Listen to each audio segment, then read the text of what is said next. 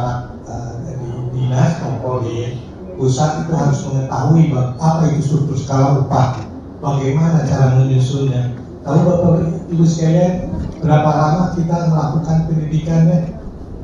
3 bulan bukan 3 hari.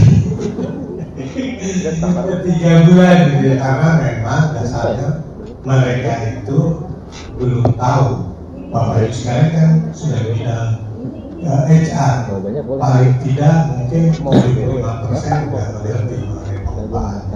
Kalau beliau ini ya, dari staf kementerian maupun dinas itu kan mereka belum tahu, sehingga kita memberikan mulai dari dasar mengenai struktur skala upah itu, sehingga pendidikannya 3 bulan dipakai ujian, lulus. Udah gitu nggak nyampe 2 tahun staff-staff yang ikut pelatihan itu pindah ke tempat lain, bukan di pengupahan lagi, jadi sia-sia. Oleh karena itu struktur skala upah itu sendiri itu sama pemerintah itu langsung diberikan pendidikannya itu, yang bimbingan teknisnya itu tuh ke perusahaan. Salah satunya itu seperti ini ya. Jadi ini ada pengupahan berbasis produktivitas yang dikaitkan dengan struktur skala upah, ada yang khusus bimbingan teknis mengenai struktur dan skala upah sendiri. Dengan demikian apa bedanya? Bedanya ya seperti tadi yang disampaikan, asumsinya Bapak Ibu sekalian yang diundang ke sini adalah perusahaan-perusahaan yang sudah menyusun dan menerapkan struktur dan skala upah. Bagi mereka yang ikut bimbingan teknis struktur dan skala upah yang sama sekali belum tahu mengenai struktur skala upah. Jadi pertanyaan saya sekarang adalah ada nggak dari Bapak Ibu sekalian ini yang terlibat dalam menyusun struktur skala upah di perusahaan Bapak Ibu sekalian? Atau semua ya? Bukan, terbalik pertanyaannya. Apakah dari Bapak Ibu sekalian itu ada yang tidak terlibat di dalam menyusun struktur skala upah? 1, 2, 3, 4, 5, 6, 7. Wah, sisanya sudah ikut terlibat semua ya menyusun struktur skala upah. Nah, saya mau tanya ke yang sudah ikut terlibat menyusun struktur skala upah, metode yang dipakainya apa? Siapa tadi? Dan metode menyusun struktur skala upah ini bagaimana? Kan kalau kita mengikuti peraturan perundangan ada 3 metode kan? Ranking sederhana, 2 titik, dan poin faktor. Ibu ikut menyusunnya? Enggak ada. Ada yang ikut di sebelah sini? Enggak ada. Enggak ada semua yang ikut ya. Tadi katanya ada. Siapa sih yang sudah ikut menyusun? Ibu, apa Bu yang dipakai metodenya? Tidak mengikuti secara keseluruhan prosesnya, Ya. tetapi melakukan pakai grading sesuai jabatan, sesuai tugas dan target. Oke. Oke. Nah, baru disusun struktur skala upah kayak gitu. Oke. Apakah Ibu masih ingat apa Bapak Ibu sekalian tuh Ibu tuh mengikuti Permenaker atau bukan? Permenaker nomor 1 tahun 2017. Poin itu ya Pak ya? Poin-poin itu ya, poin faktor. Iya. Oh berarti Jadi poin-poin betul. Itu evaluasi jabatannya. Iya. Oke. Jadi kalau poin seperti yang dilihat faktor pendidikannya, kemudian usaha dan tanggung jawab begitu ya Bu ya. Iya. Oke, berarti itu mengikuti metode nomor 3 tadi, poin faktor. Padahal menyusun struktur skala upah itu tidak selalu harus sesuai dengan Permenaker nomor 1 tahun 2017. Ya. Kenapa? Karena memang metodenya banyak. Permenaker, pemerintah kan nggak bisa memberikan contoh untuk menyusun struktur skala upah semua metode menyusun struktur skala upah yang ada di dunia. Jadi yang dianggap paling murah dan paling mudah dan juga tidak usah bayar. tiga metode itu memang tidak banyak. Kalau Bapak Ibu sekalian mau menyusun struktur skala pakai metode tertentu dari konsultan tertentu, ya tentunya harus bayar kan. Oleh karena itu pemerintah mengambil tiga metode itu. Dan juga sebetulnya ketiga metode ini juga dibedakannya itu bukan metodenya, tetapi karena klasifikasi pemerintah mengingatkan bahwa pada saat menyusun Permenaker itu bahwa ada perusahaan yang bisa melakukannya, ada perusahaan yang mungkin sama sekali tidak tahu, atau sama perusahaan yang sama sekali jangankan struktur skala upah ngomongnya, bagian atau bidang SDM aja yang punya. Nah padahal itu kan perusahaan juga, usaha. Struktur skala upah seperti tadi Ibu Direktur sampaikan bahwa diwajib disusun oleh semua perusahaan, baik usaha besar maupun usaha kecil. Jadi kalau selama usaha tersebut mempunyai badan hukum, wajib itu. Jadi kalau ada warung Padang yang punya usaha, punya izin usaha, punya badan hukum, dia kena wajib tuh menyusun struktur skala upah. Nah apalagi kayak Padang atau restoran Padang yang kecil itu punya HR-nya enggak? Pasti bagus kayaknya tahu ya, nggak mungkin dia punya HR yang mengerti mengenai pengupahan, yang tahu dia dibayar gaji, berapa gajinya, jumlah gajinya, dibedakan gajinya berdasarkan kompetensinya dia ya, seperti itu. Nah atas dasar itu dibikin contoh menyusun struktur tiga metode. Yang metode pertama yang ini sederhana ditujukan untuk perusahaan-perusahaan seperti itu. Yang kedua dan ketiga, dua titik dan poin faktor itu ditujukan untuk perusahaan-perusahaan Bapak sekalian seperti ini. Apa bedanya 2 dan 3? 2 dan 3 itu yang prinsipnya bahwa menyusun struktur skala upah itu tuh adalah wajib melalui evaluasi jabatan. Nah, hanya metode evaluasi jabatan itu macam-macam. Yang membedakannya itu apa? Ada yang subjektivitasnya tinggi, ada yang subjektivitasnya rendah. Nah, perbedaannya ini diartikannya apa? Diartikannya adalah tingkat waktu dari Bapak Ibu sekalian melakukan prosesnya. Evaluasi jabatan yang poin faktor tadi yang saya sampaikan, yang metode nomor 3 itu memerlukan waktu yang banyak. Bisa dilakukan oleh perusahaan? Pasti bisa. Hanya soal masalah waktunya. Nanti kita lihat bedanya. 2 titik sudah pasti bisa dilakukan oleh semua Bapak Ibu sekalian. Namun bagaimana caranya? Nanti kita sama-sama ya. Kita dulu lihat nih, jadi materi saya ini ada dua bagian ya, struktur skala upah atau SUSU ya. Kemudian juga ada pengupahan berbasis produktivitas. Nah, pengupahan berbasis produktivitas mungkin saya akan bicara besok ya. Kemudian yang struktur dan skala upah itu mudah-mudahan saya yakin nggak akan selesai malam ini ya.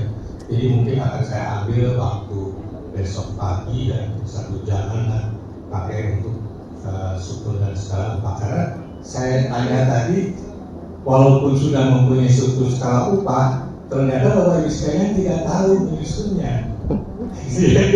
Justru itu penting gitu. Justru kalaupun Bapak Ibu sekalian kan sekarang di SDM, di bagian SDM. Kalau Bapak Ibu sekalian tidak tahu menyusun struktur skala upahnya, bagaimana memaintain struktur skala upah itu? Karena struktur skala upah itu perlu ditinjau ulang secara periodik. Bisa setahun sekali, 2 tahun sekali, gitu ya. Paling nggak 2 tahun sekali. Kenapa? Bapak Ibu sekalian tadi bilangin bahwa struktur skala upah itu yang dimaksud dengan upah apa? Upah pokok kan dari Ibu Direktur. Upah pokok kan tiap tahun naik. Padahal ada yang demikian, struktur skala upah juga perlu dilihat apakah masih cocok dengan perubahan-perubahan upah pokok itu atau tidak. Nah, kalau Bapak Ibu sekalian tidak tahu menyusun struktur skala upahnya, bagaimana akan dari tahun depan gimana nih, bingung lagi struktur skala upah. Karena struktur skala upah itu perlu ditinjau ulang setiap paling dalam 2 tahun sekali, paling lama. Jadi ada 2 struktur skala upah dan pengupahan berbasis produktivitas, dua-duanya adalah komponen dari pengupahan.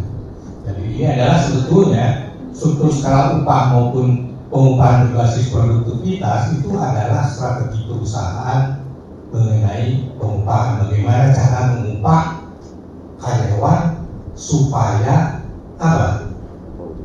Ada 3 pengupahan tujuan, 3 pengupahan itu tujuannya yang utama. Pertama adalah menarik, mempertahankan, dan memotivasi. Itu aja. Apapun yang kita lakukan struktur skala upah tujuannya begitu. Pengupahan berbasis produktivitas tujuan juga tidak itu. Dan pemerintah sudah mencanangkan bahwa struktur dan skala upah itu merupakan prioritas nasional. Jadi sudah makanya kenapa jadi wajib. Dulu waktu 2023 kan undang-undang nomor itu belum wajib. Mulai wajibnya itu tahun 2015. Bapak Ibu sekalian masih ingat PP 78 ya, cukup kontroversial di tahun 2015. Di sana PP 78 tahun 2015 ini menyatakan bahwa semua perasaan wajib dikasih waktu 2 tahun. Oleh karena itu juga dikeluarkan Permenaker nomor 1 tahun 2017 untuk membantu Bapak Ibu sekalian menyusun struktur skala upah. Jangan terlalu banyak bercerita ya, supaya waktunya sudah habis. Struktur skala upah, peraturan perundangannya itu yang saya sampaikan tadi ya. Tadi ini dikenalkan di Indonesia ya, secara nasional melalui Undang-Undang Nomor 17. Struktur skala upahnya sendiri sudah dikenal oleh perusahaan di Indonesia itu tuh akhir tahun 1900-an, 90-an, tahun 90-an. Pertama dikenalkan oleh perusahaan-perusahaan minyak di Indonesia ya, di mana perusahaan minyak tersebut mencantumkan struktur dan skala upahnya itu di dalam peraturan perusahaan. Nah, begitu disampaikan ke pemerintah ya, waktu itu kan kalau perusahaan minyak itu berlokasi lebih dari 1 provinsi ya, sehingga pengesahan peraturan perusahaannya itu boleh dilakukan di pusat ya, di kementerian, masih zaman Departemen Tenaga Kerja waktu itu. Mereka itu merasa aneh. Kenapa kok struktur skala upah di mana ada upah-upah? Di sana ada upah kan? Itu kok dicantumkan di peraturan perusahaan? Kayaknya upah itu di Indonesia masih tabu kan? Bapak Ibu sekalian, ada yang pernah ngomongin struktur skala upah yang di dalam peraturan perusahaan nggak? Ada ya? Setahu saya, selama saya jadi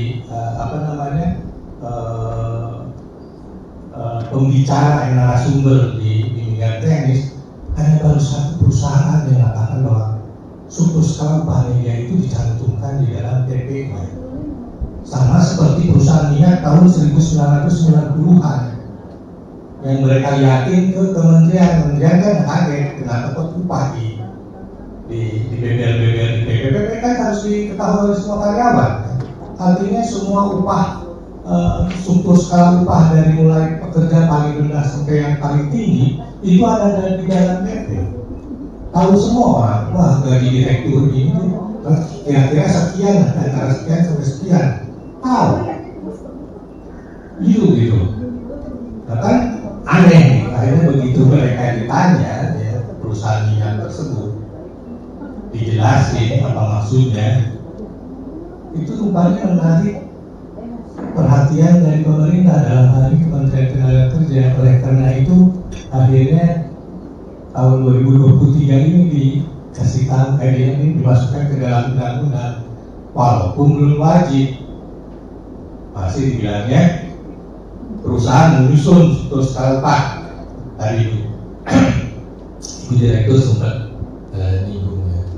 Nah, ada di tahun PP 78 2015 ini menjadi wajib ya, muncul Permenaker nomor 1 tahun 2017 sebagai pengganti dari Kepmen nomor 49 tahun 2024. Ini sama sih isinya antara ini dengan ini, bedanya kalau ini teoritis, teknis sekali gitu. Jadi hanya perusahaan-perusahaan yang mengerti aja mengenai itu, sehingga banyak perusahaan yang kebingungan untuk mengikuti Kepmen 49 ini. Oleh karena itu diganti oleh Permenaker nomor 1 tahun 2017 ya, yang sifatnya lebih ke panduan bagaimana menyusunnya itu, lebih ke panduan gitu, jadi lebih mudah dimengerti.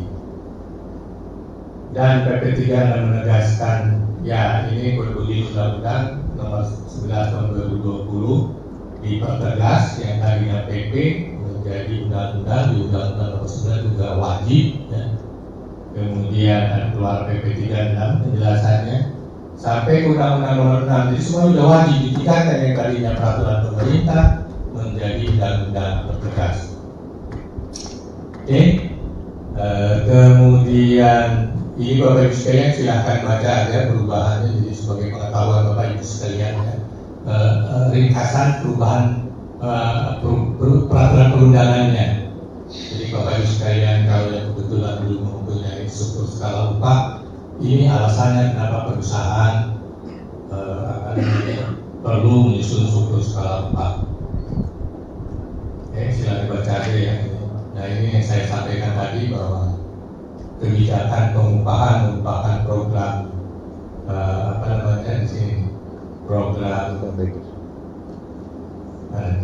program strategis nasional. Ya, salah satu dari program strategis nasional itu adalah struktur dan skala upah. Ya. Oke. Besarnya ini silakan baca ini PP 51 yang disisihkan ke MP.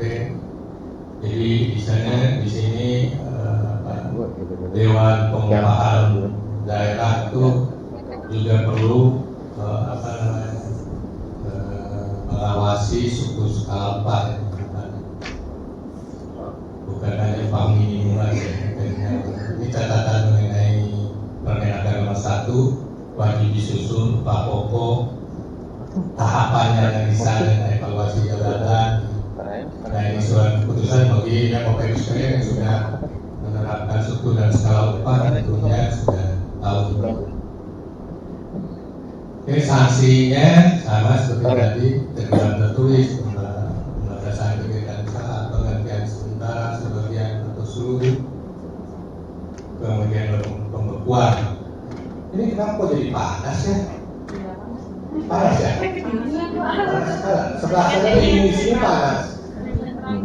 Mas Mika, coba minta naikin nggak? Bagian tengah panas. Mati. Sampai kelingkar begini ya. Padahal saya tadi, saya bilang beruntung pakai tangan panjang yang biasanya saya pakai tangan pendek. Ternyata di ruangan ini dingin. Panasan lagi. Oke, kalau sekalian sambil kita lanjut ya.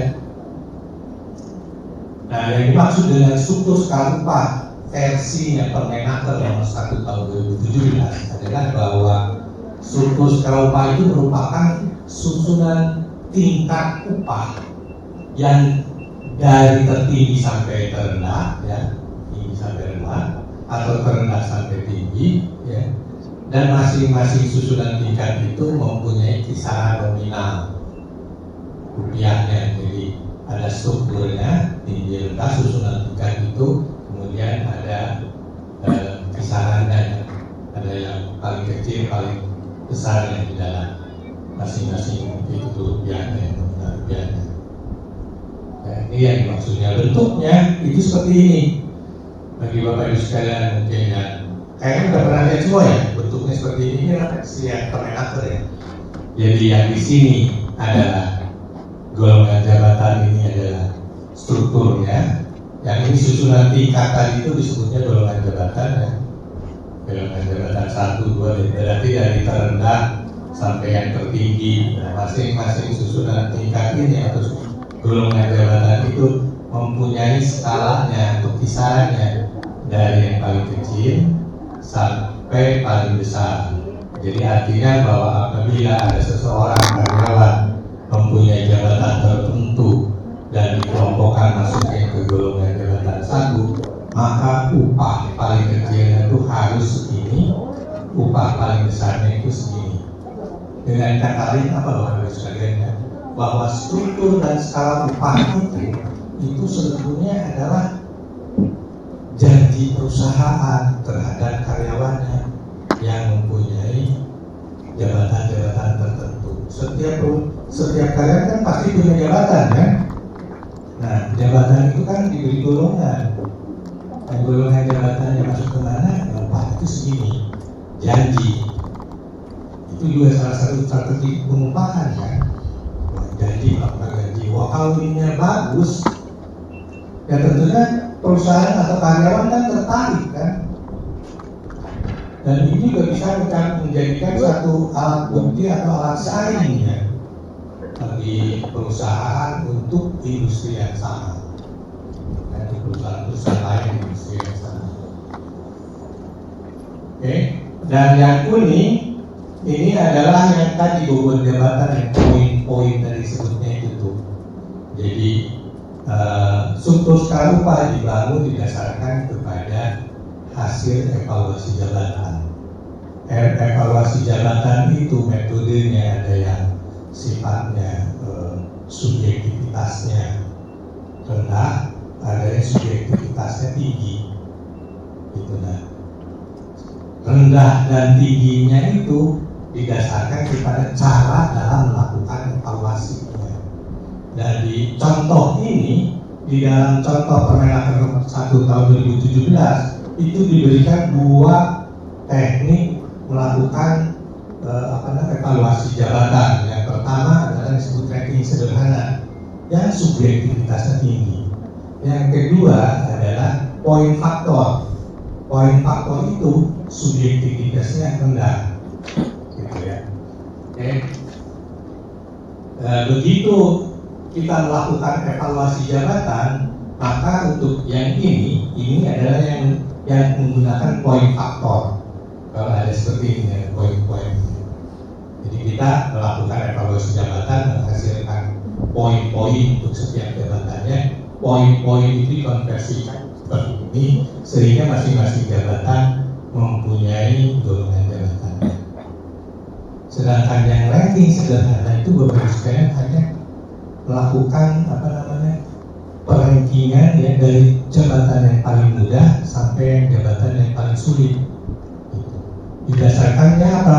Didasarkannya dua-duanya sama, poin faktor maupun ranking sederhana didasarkan kepada yang disebut job description, uraian jabatan, di mana uraian jabatan dan job description ini dihasilkan dari proses yang disebut analisa jabatan. Sehingga struktur skala upah itu diawali dari analisa jabatan, kemudian dievaluasi jabatannya, kemudian dikonversikan menjadi struktur skala upah, menjadi struktur dari struktur dan skala upah. Itu prosesnya ya. Ini adalah penggambaran dari struktur skala upah, di mana yang hijau ini digambarkan di dalam bentuk diagram. Nah, diagramnya hasilnya seperti ini. Kadang-kadang ada orang yang lebih suka menjelaskan struktur skala upah itu lebih mudah menggunakan gambar seperti ini. Jadi di sini adalah minimumnya, di sini adalah di sini maksimumnya, di sini minimumnya. Ini strukturnya. Minimumnya berapa, maksimumnya berapa. Oke. Tambah tinggi jabatannya, tambah tinggi golongan jabatannya ini, tambah lebar minimum ke maksimumnya itu. Ya.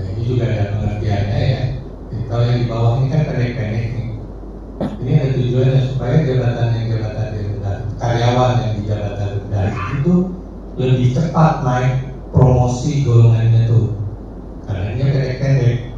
Jadi saya ikut kalian di sini promosinya kan tambah susah di sini tuh, tambah sempit karena itu di bawah di atas tuh, sehingga diperpanjang supaya kenaikan upahnya itu juga lama, sama waktu gitu ya. Jadi mudah diamankan. Nah ini ada beberapa istilah ya, 8 istilah yang dipakai di dalam struktur dan skala upah.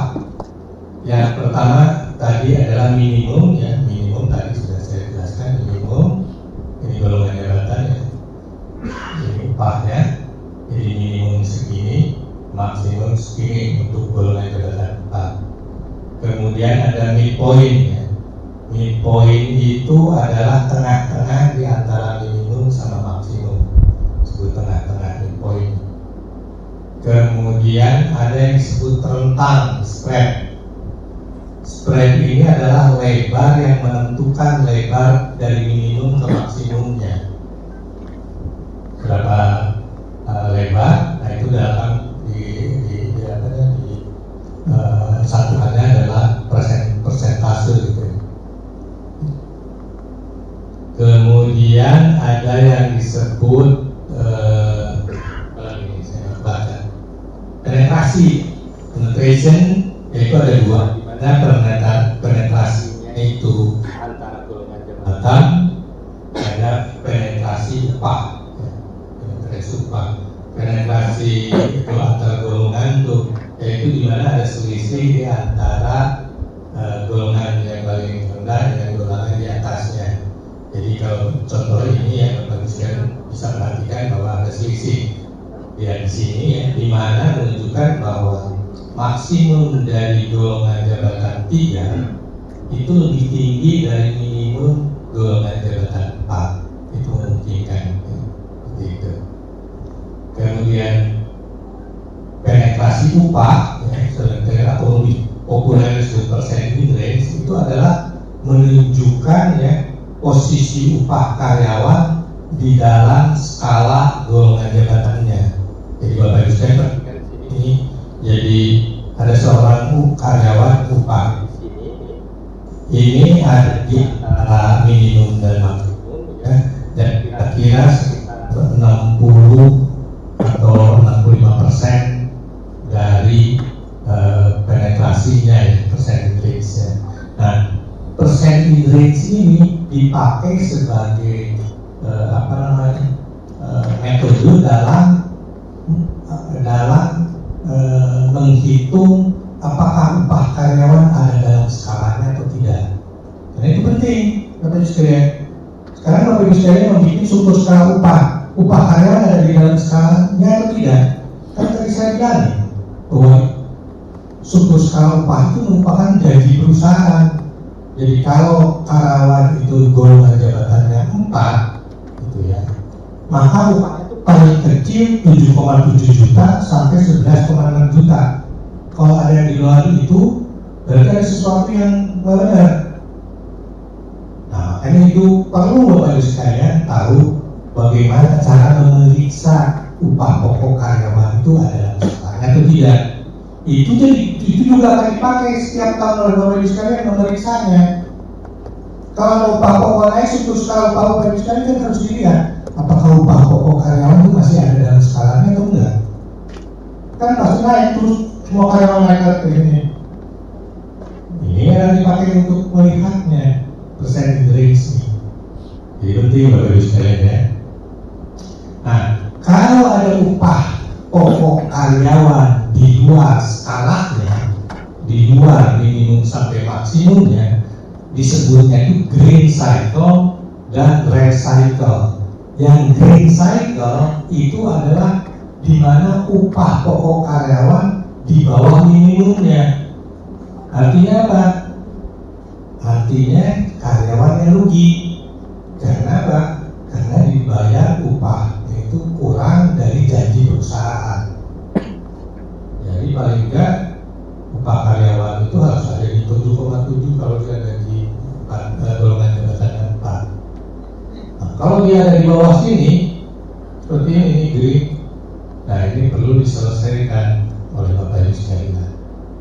Kalau yang di bawah kan enggak, itu kan kemungkinan besar itu ya, kemungkinannya salah satu kemungkinannya itu karyawan itu pada saat direkrut memang udah kerendahan, sehingga dengan ilmunya berjalan dia tuh setelah tahun tuh akhirnya dia ketinggalan terus. Begitu dibikin struktur skala upah, ternyata dia udah jatuhnya di luar. Idealnya sebetulnya struktur skala upah itu dibuat sebelum perusahaan merekrut karyawan, sehingga udah pasti di skala semua. Nah, tapi kita sudah ada, semua perusahaan kan sudah ada karyawan sebelum menyusun struktur skala upahnya. Oleh karena itu perlu diperiksa apakah upah pokok karyawan itu ada dalam skalanya atau tidak. Caranya itu saya beri sini. Nanti kita akan sama-sama lihat. Yang recycle itu adalah upah pokok karyawan ada di atas maksimumnya. Itu kemungkinan besar bahwa karyawan tersebut itu sudah lama di golongan ini, tidak dipromosi, sehingga upahnya lama-lama mundur ke atas. Atau kemungkinan karyawan yang didemosi, gitu ya, didemosi dari golongan jabatan 5 menjadi golongan jabatan 4, sehingga upahnya memang di atas, gitu. Jadi artinya tuh umumnya itu karyawan yang resign itu adalah yang karyawan yang prestasinya itu kurang. Nah, Bapak Ibu sudah harus menyelesaikan masalah seperti itu tuh. Kalau itu dari karyawan Bapak Ibu sekalian, karyawan Bapak Ibu sekalian ada 100 orang, kemudian 1 atau 2 yang green atau recycle, itu Bapak Ibu sekalian perlu diselesaikan, bukan merubah struktur skala upahnya, tetapi menyelesaikan permasalahan kedua atau orang 3 orang berapa tuh yang di dalam green sama recycle itu. Tapi kalau Bapak Ibu sekalian sudah menyusun struktur skala upah sudah jadi, kemudian diperiksa memberikan percentage rate, ternyata banyak sekali upah pokok karyawan di luar skalanya green atau red yang bermasalah. Itu struktur skala upahnya. Bapak Ibu sekalian harus melakukan sesuatu, harus revisi, harus buat supaya 98% semua upah pokok karyawan ada dalam skalanya. 99 malah perlu. Gitu ya. Jadi ini adalah hal-hal yang perlu Bapak Ibu sekalian ketahui mengenai struktur dan skala upah. Lanjut nih ya. Dari ada 3 perusahaan nih. Ya. Ini bicara kan di dalam undang-undang juga disebutkan bahwa menyusun struktur dan skala upah itu harus didasarkan kepada kemampuan dan produktivitas karyawan, bukan karyawan, produktivitas. Jadi berdasarkan kemampuan dan produktivitas. Dan di sini ada yang menunjukkan terkait kemampuan dengan struktur skala upah.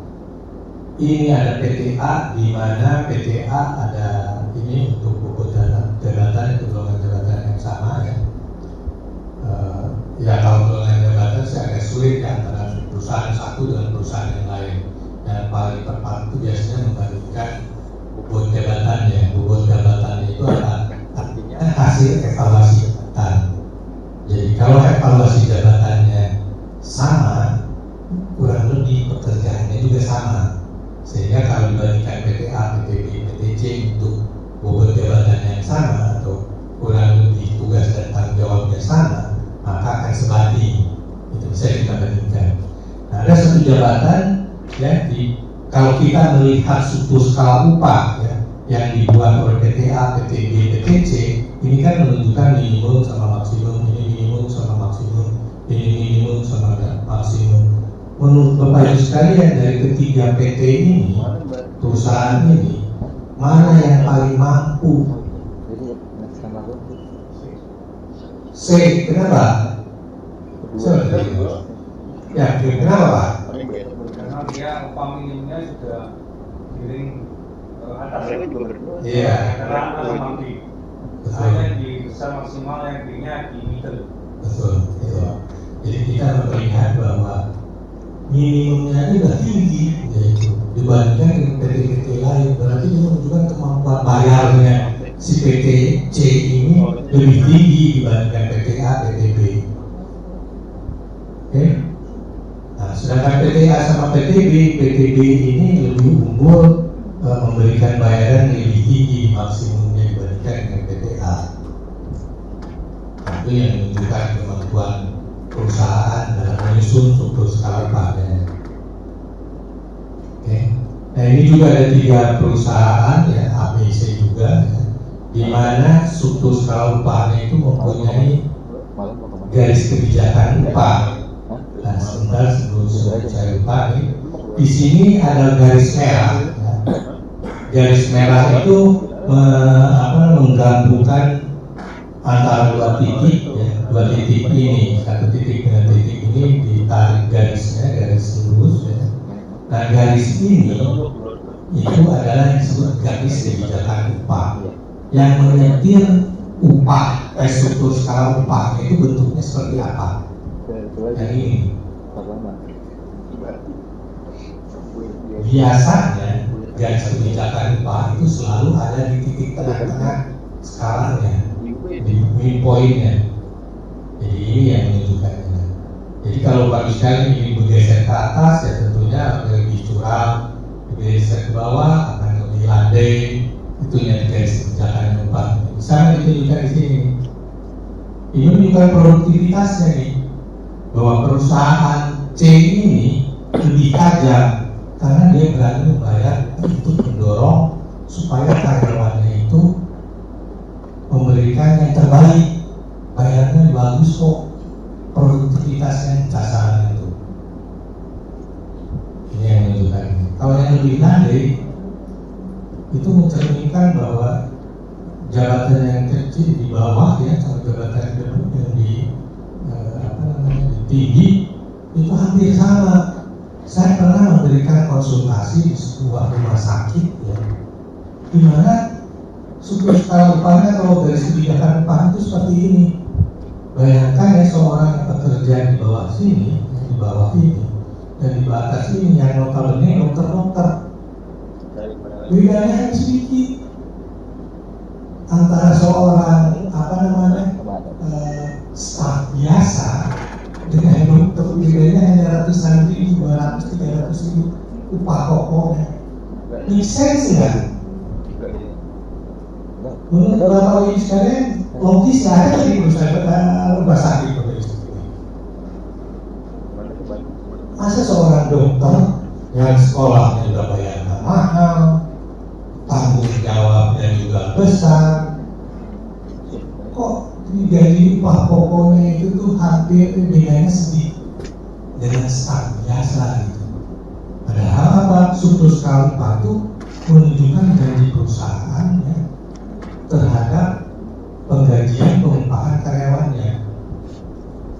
Bagaimana pengupahan yang seperti itu bisa menarik karyawan-karyawan yang baik atau bisa mempertahankan karyawan-karyawan yang baik atau bisa memotivasi karyawan-karyawan yang baik kalau memang pengupahan seperti itu.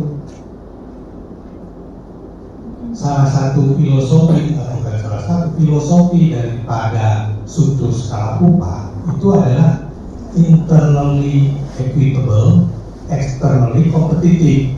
Yang dimaksud dengan internally competitive itu, equitable itu adalah bahwa setiap pekerjaan itu akan dibayarkan sesuai dengan pekerjaannya.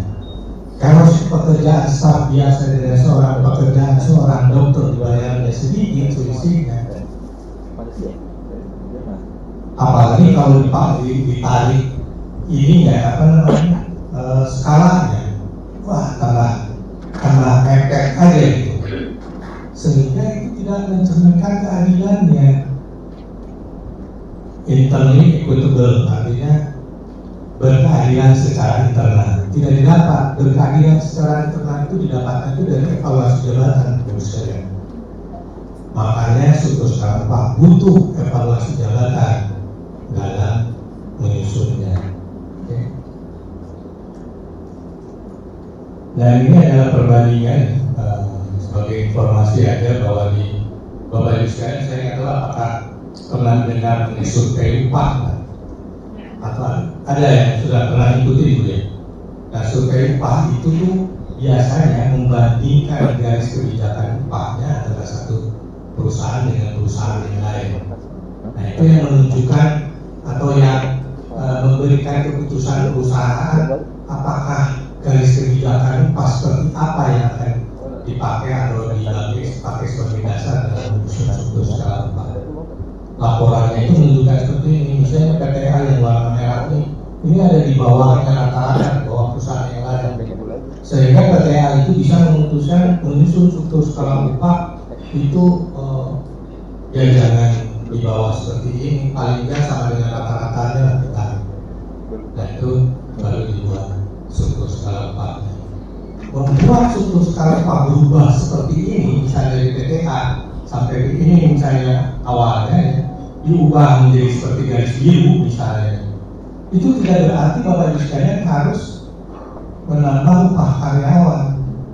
Ini strukturnya yang diubah tuh, minimum maksimumnya, posisinya, ketajamannya, bukan kecurangannya yang diubah tuh, bukan upah karyawan yang diubah, tetapi apa dampaknya terhadap perusahaan, terhadap karyawan. Janji perusahaan berubah jadi lebih tinggi, sehingga itu cukup bisa memotivasi karyawan untuk perubahan upahnya itu. Jadi kita punya range-nya itu atau skalanya itu lebih tinggi kita untuk suatu jabatan tertentu. Oke, itu maksudnya ya. Nah ini yang sebetulnya yang seperti tadi saya sampaikan bahwa struktur skala upah ya dibuat didasarkan analisa jabatan, evaluasi jabatan, baru muncul struktur skala upah.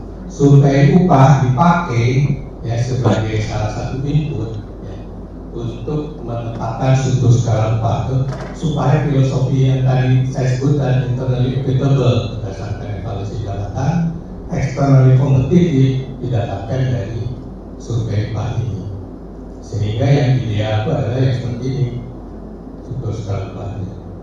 Dan kemudian kalau kita kaitkan dengan produktivitas yang dimana di dalam model ini itu adalah sistem manajemen kinerja. Jadi itu kan salah satu komponen daripada pengupahan basis produktivitas dipakai sebagai alat kontrol ya, dari struktur skala upah itu dipakai sebagai alat kontrol di dalam kenaikan upah pokok karyawan. Dan bisa kita lihat contohnya bagaimana mengontrol seperti itu. Oke, sehingga kenaikan upah karyawan itu pasti ada dalam skala ya. Oke. Nah, ini yang 3 contoh dalam pendekatan nomor 1 tahun 2017, metode ranking sederhana 2 titik poin faktor. Kita bicara mengenai ranking sederhana dulu ya. Nah di sini Bapak Ibu sekalian kalau sudah dapat materi saya silahkan lihat supaya nggak ngototin ke atas ya. Saya sendiri nggak kelihatan kalau di sini. Ada 8 jabatan. Masing-masing jabatan tersebut mempunyai uraian ringkas dari pekerjaannya. Yang disebut evaluasi jabatan ranking sederhana ini adalah melakukan ranking dari 8 jabatan ini contohnya. Coba Bapak Ibu sekalian, rankingnya dari yang paling susah dulu di atas sampai yang paling mudah di bawah ke 8 jabatan ini. Jadi ditulis misalnya yang paling atas adalah clerk, yang paling bawah adalah sekretaris. Jadi ranking pertama adalah clerk, ranking yang nomor 8 adalah sekretaris, nomor pertama adalah yang paling sulit. paling sulitnya itu Bapak Ibu sekalian harus didasarkan kepada uraian ringkasan ini, uraian atau ringkasan singkat ini, ya. Uraian ringkasan singkatan ini jangan didasarkan kepada uraian jabatan yang Bapak Ibu kenal. Contohnya misalnya di tempat Bapak Ibu sekalian pasti ada hasil kan? Ada nggak? Nah, jangan kasih di tempat Bapak Ibu sekalian, kasih yang ada di sini di layar ya. Saran itu. Coba 10 menit mungkin Bapak Ibu sekalian bisa ngurutin yang paling susah atas, di atas, yang paling mudah apa dari jabatan-jabatan. Boleh Bapak Ibu sekalian ambil aja kertas lembar yang di depan Bapak Ibu sekalian, tulis saja jabatan yang paling atas, yang paling sulit adalah kasir, tulis kasir. Yang paling kedua apa, ketiga apa, keempat apa, kelima apa, sampai ke 8. Silahkan Bapak Ibu sekalian. Coba dibuat dulu sendiri ya, Bapak Ibu sekalian, ranking dulu sendiri. Ya. Kemudian Bapak Ibu sekalian kalau sudah selesai ya, coba diskusikan dengan rekan sebelahnya, sama atau enggak. Kalau enggak sama, kira-kira apa sih perbedaannya? Oke, bisa Bapak Ibu sekalian? Gimana? Belum, bukan belum, maksudnya sudah jelas kan maksudnya. Oke, tulis saja, tapi tulisnya yang artinya membandingkan mana yang sulit, mana yang paling mudah, didasarkan kepada ringkasannya. Masing-masing ringkasan itu mempunyai kata-kata kunci yang bisa dipakai sebagai pembanding antara jabatan dan jabatan lain. Sekarang 10 menit ya, sekarang 17:23.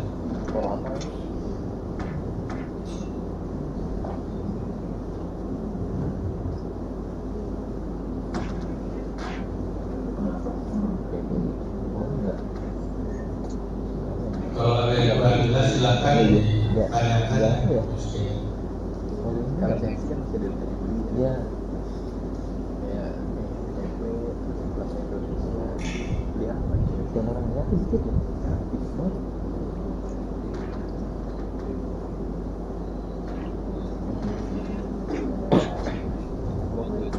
Ini adalah proses dari evaluasi jabatan ranking sederhana yang mungkin nanti Bapak Ibu sekalian di kantor melakukan hal yang sama untuk menyusun sebuah skala upah karena ini bisa yang paling mudah dan cepat.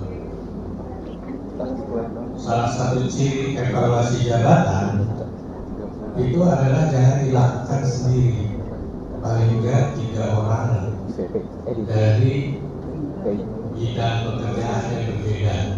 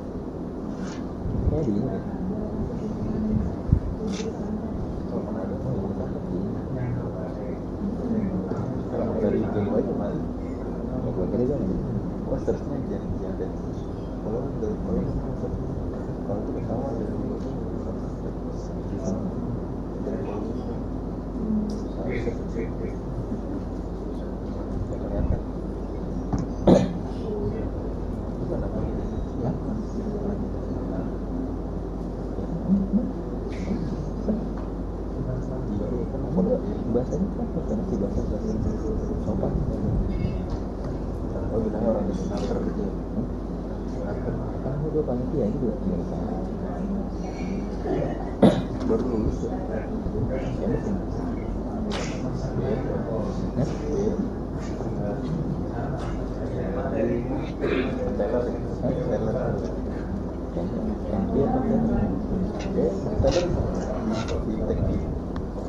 Saya dia lalu dia kok tahu datang HR ya iya kalau itu saya memang baca ada kalau SMA ya saya SMA tadi udah semua ya sebelah kanan udah semua udah tengah sudah kiri sudah. Oke, saya mau tanya sekarang, apa jabatan yang paling tinggi? Sekretaris eksekutif. Siapa katakan coba siapa sekretaris eksekutif? Wah, paling banyak. Ada yang di luar sekretaris eksekutif nggak? Apa Bu? Cuma sendiri tadi? Ibu ini sekretaris eksekutif? Oh, ada yang di luar sekretaris eksekutif? Nggak ada ya? Yakin?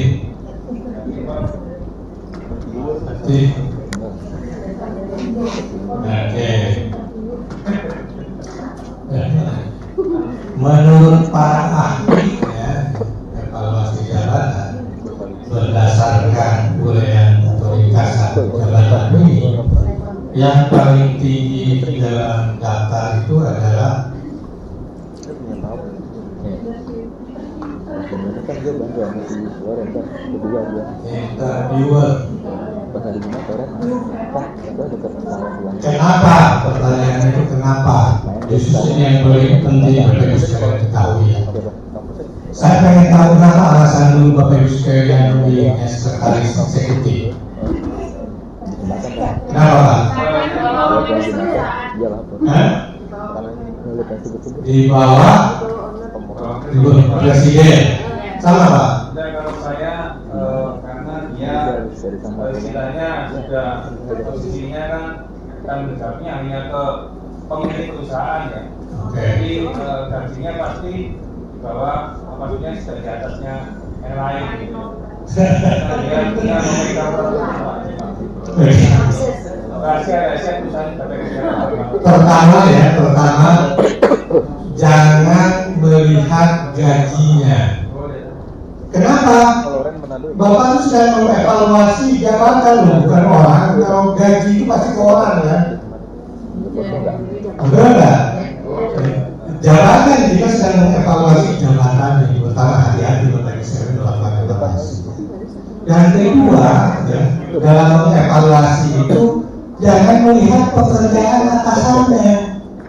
Pekerjaan atasannya seberapa sulit pun pekerjaan atasannya bukan pekerjaan dia kok.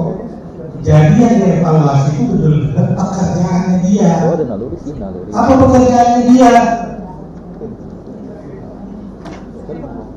Bekerja dengan independen, memberikan jasa kesekretarisan dan memberikan bantuan administrasi, membutuhkan inisiatif dan pertimbangan dalam kegiatan sehari-hari.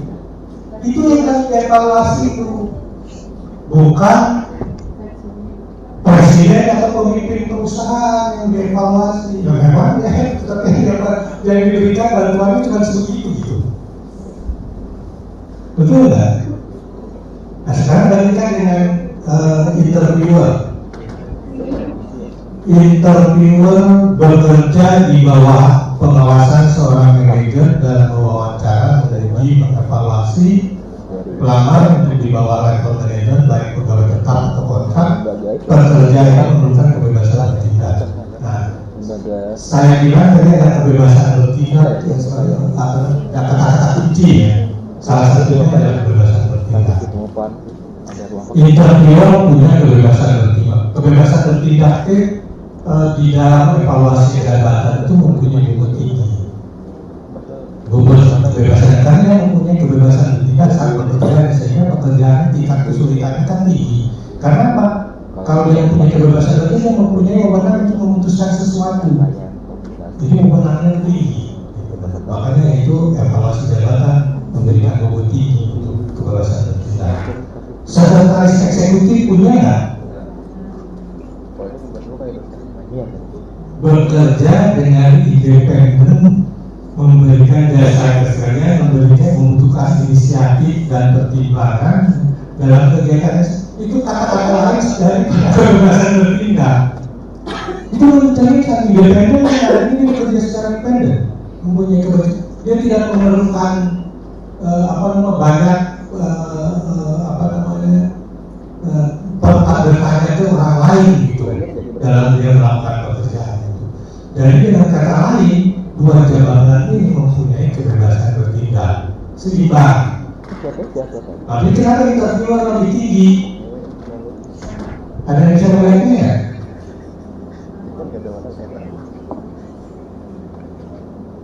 Mengevaluasi,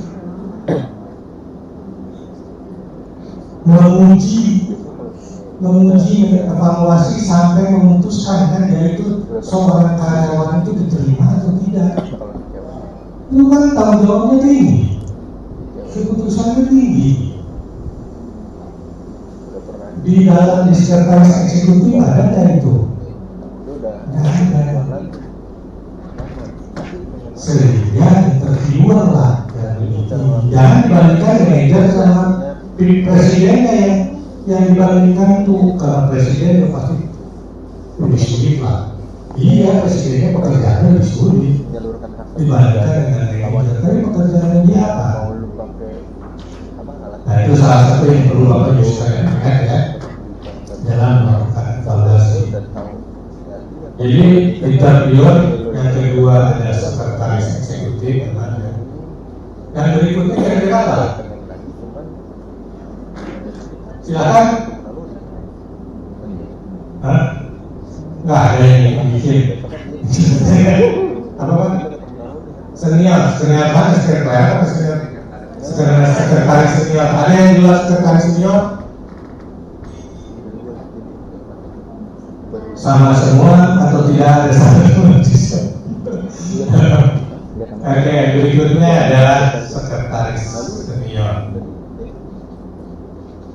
Jadi nomor 3 sekretaris senior ya. Kemudian saya ingin Bapak Ibu sekalian coba membandingkan ya kasir, pelayanan senior dan sekretaris, kira-kira mana? Kenapa coba? Alasannya dulu dong. Jangan yang aja.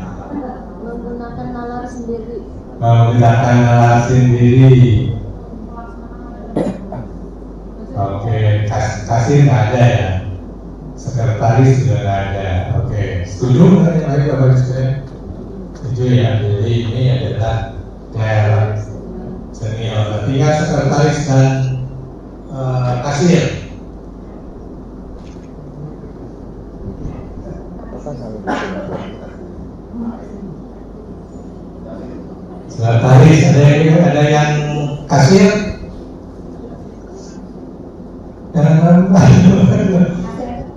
Kenapa kasir? Kenapa sekretaris? Apa ya? Apa modelnya? Kasir karena kaitan dengan uang. Sekretaris kenapa Pak? Ya udah. Kasir kenapa Pak? Ada.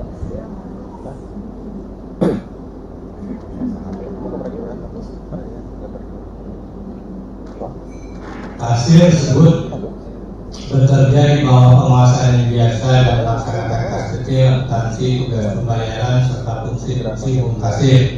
Sekretaris di bawah pengerjaan satu orang terlebih profesional, bisa atau manajer, bertindak sebagai stenografer dan melakukan tugas-tugas rutin sekretaris sesuai dengan prosedur yang berlaku.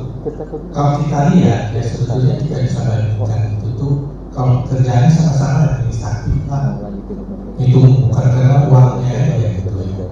Tapi Bapak Ibu sekalian, yang satu kompetensinya itu membutuhkan akuntansi, yang satu membutuhkan stenografi. Betul nggak stenografer nih? Kan yang disebutnya begitu, bukan sekretaris Bapak Ibu sekalian ya. Ini sekretaris harus bagi stenografer. Nah sekarang Bapak Ibu sekalian, bandingkan lebih susah mana akuntansi atau stenografi menurut Bapak Ibu sekalian? Belajarnya kan harus belajar dulu kan akuntansi, belajar stenografi. Siapa? Apa? Bukan akuntansi atau stenografi yang lebih susah. Akuntansi. Tapi kalau orang-orang yang belajar akuntansi, wah lebih susah stenografi.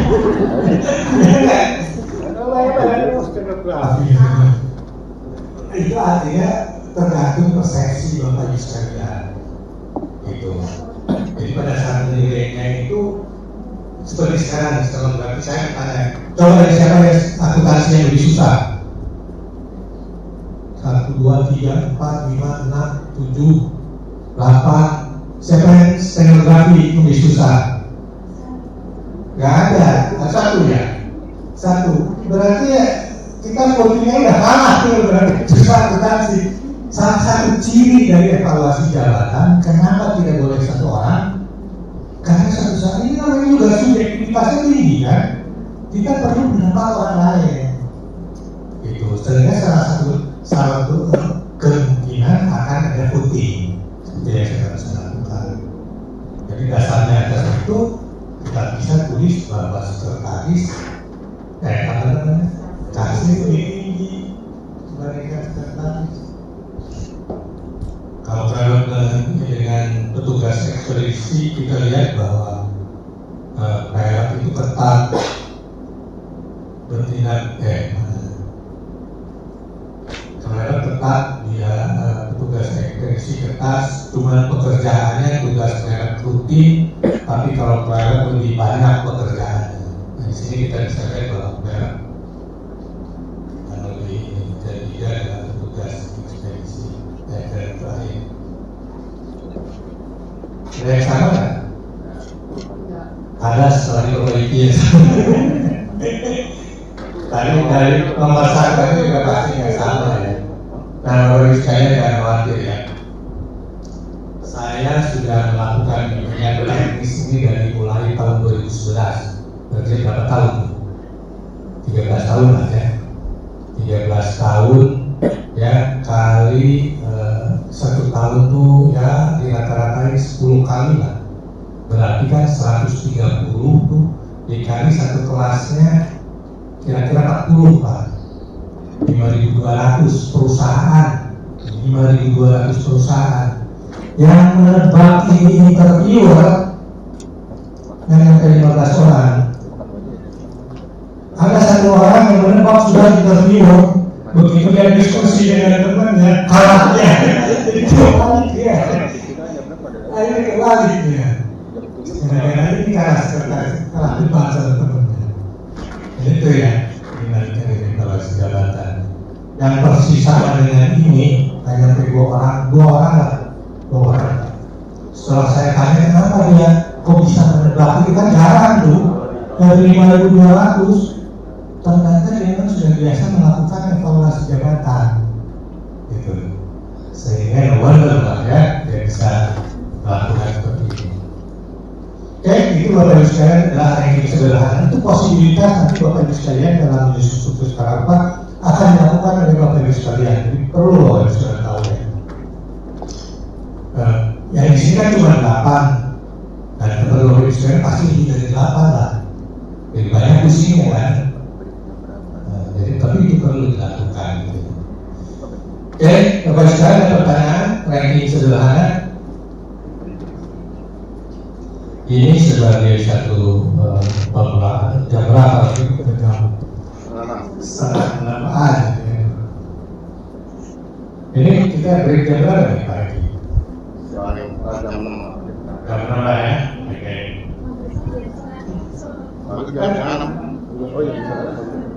Ada yang belum asal? Baru setengah 6. Oh, maghrib setengah 6 ya? Gimana Pak? Terserah saya sih.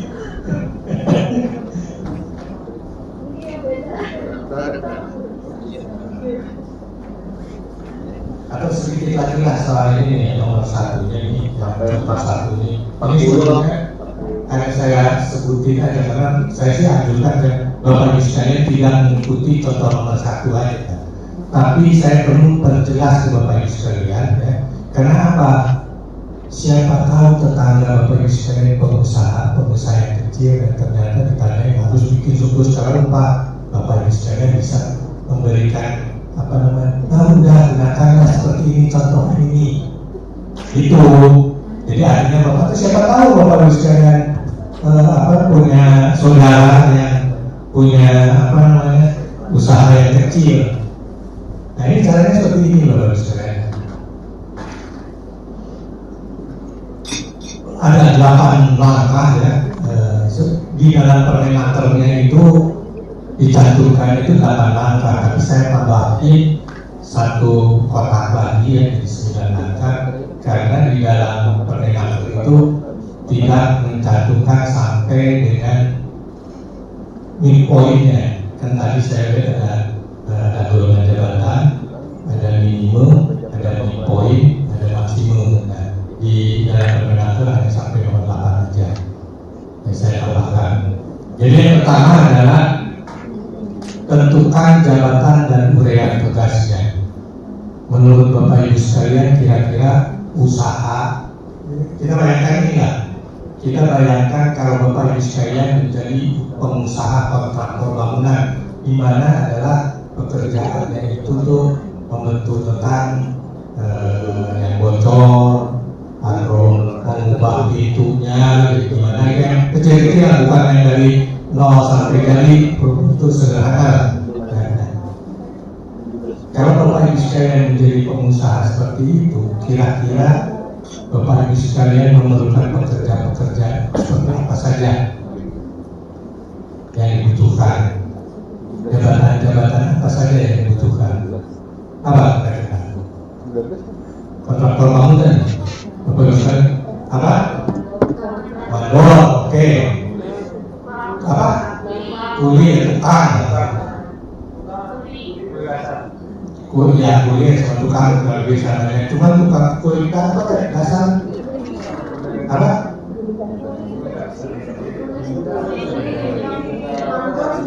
Mandor sendiri, kuliah dengan tukang bedanya apa? Tukang ahli, yang kuliah hanya pembantu, kuliah, tukang, mandor, arsiteknya. Begitu kan Bapak Ibu sudah tahu kan, artinya sudah ada 5 jabatan ya yang Bapak Ibu sekalian lakukan. Dengan kata lain, langkah 1 saja sudah tahu Bapak Ibu sekalian. Betul nggak? Tentukan jabatan dan uraian tugasnya. Mandor tugasnya apa? Mengawasi. Kuli tadi bawa-bawa kartuanya. Tukang juga biasanya kan ada tukang yang berjari tembok, ada tukang kayu kan itu ya. Berarti sudah ada 5 jabatan tuh. 5 jabatan. Jadi tukang kayu jelas-jelas urusannya yang serba kayu, tukang batu yang biasanya tembok atau lantai, gitu ya. Bapak Ibu kan tahu kan pasti. Oke, jadi nomor 1 itu sudah seorang pengusaha kontraktor bangunan seperti Bapak Ibu sekalian yang tidak tahu struktur dan skala upah ya, sudah bisa menentukan angka 1. Angka 2, buat daftar jabatan dan urutkan jabatan tersebut berdasarkan uraian tugasnya. Bapak Ibu sekalian bisa urutkan yang 5 jabatan tadi. Apa yang paling susah? Arsitektur, arsitek. Kedua, mandor. Ketiga, tukang apa? Tukang kayu, tukang batu. Nah, ganteng nih tukang kayu, tukang batu. Sama sebenarnya. Oh, tukang kayu. Tukang batu. Batu dulu bangunan sih. Iya. Sulit membedakan, tapi katanya karena tukang kayu itu tuh harus lebih teliti. Ya begitu. Tapi ya rapi juga, pasang semen juga, pasang lantai juga nggak gampang-gampang. Saya pernah di rumah ya, pasang semen, mau ini loh begini, jadinya terpaksa harus dibobok pulang karena kesandung-sandung terus. Karena ada di rumah saya itu ada lantai yang kata ubin yang ubin yang retak, saya ganti sendiri. Kebetulan saya ternyata nggak mudah gitu. Ternyata nggak mudah. Udah gitu apa namanya? Ya selain yang miring gitu yang bikin kita tersandung itu dia apa namanya? Iya 1830 dan nggak rata itu artinya bukan nggak rata, nggak susah di ininya di kampas gitu susah gitu. Jadi akhirnya memang udah gampang juga gitu batu tukang kayu. Dan berikutnya apa tadi sisanya kuli ya. Oke, kuli. Kata 2 sudah bisa dilakukan waktu Bapak sekarang tidak tahu ya. lebih dari 80 kilo.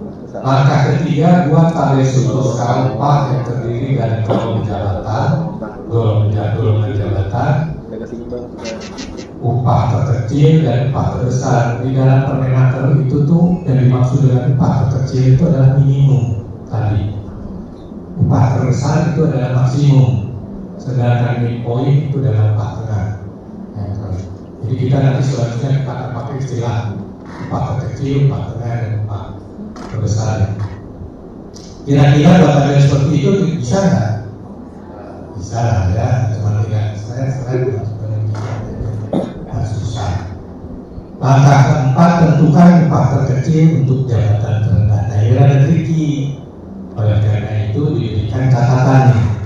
Dalam menentukan upah terkecil untuk jabatan terendah adalah upah terendah yang mau diterima oleh pekerja dengan pengalaman 0 tahun.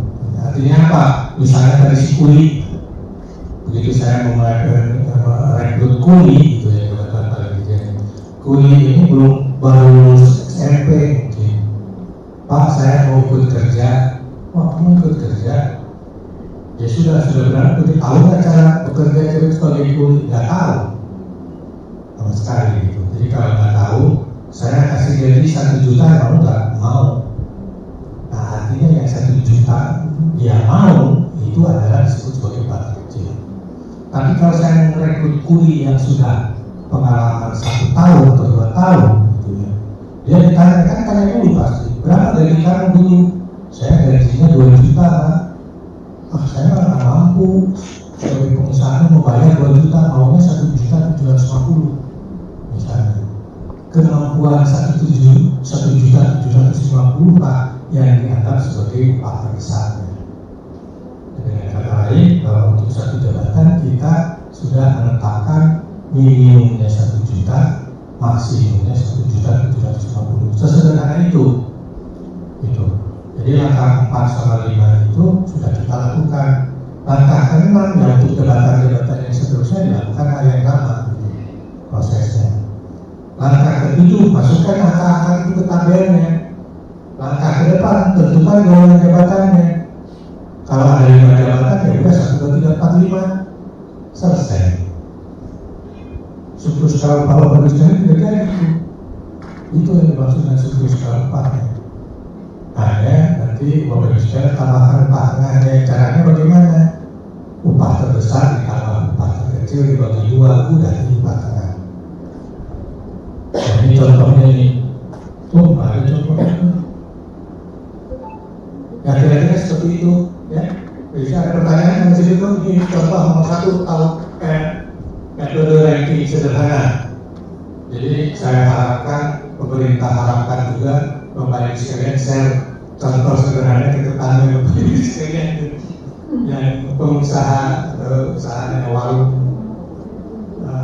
warteg atau apa, warteg itu kan warteg juga apa pekerjaannya? Paling tukang masak, tukang saji, kasir, udah selesai.